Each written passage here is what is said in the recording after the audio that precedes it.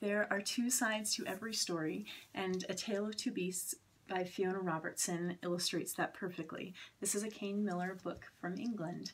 It tells the same story twice from two perspectives. The first, part one, is a strange beast from the perspective of this little girl who's walking along one day from home from her grandmother's house, and she sees this little animal stuck in a tree and whining sadly, so she decides to rescue him. She brings him home and wraps him up and gives him a hat and sweater. She introduces him to all of her friends, and she just thinks she's being the best little hostess, but she opens the window and all of a sudden her little creature takes off the hat and sweater and jumps out the window, and that's the last she sees of him, and she's very sad.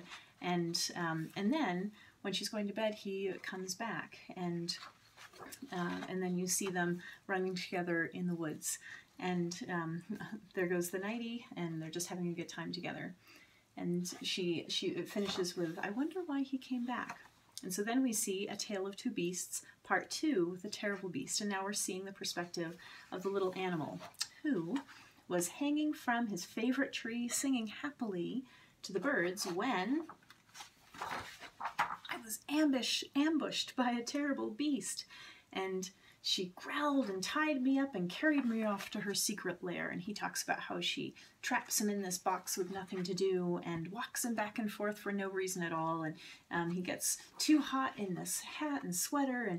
And so as soon as she opens the window, he makes a beeline for it and is free at last. But then he's by himself, and it's getting kind of cold and rainy, and he's sort of missing that hat that she gave him. So he tries to go back for it, and she sees him, and they realize that maybe they're not so strange, and they end up playing together. This is a great opportunity to talk about different perspectives, and when you think you know what you're doing what's best, but maybe you're not considering all the angles.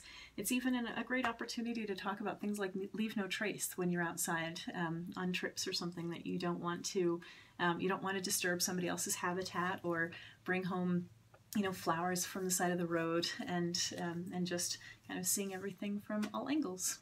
There you go.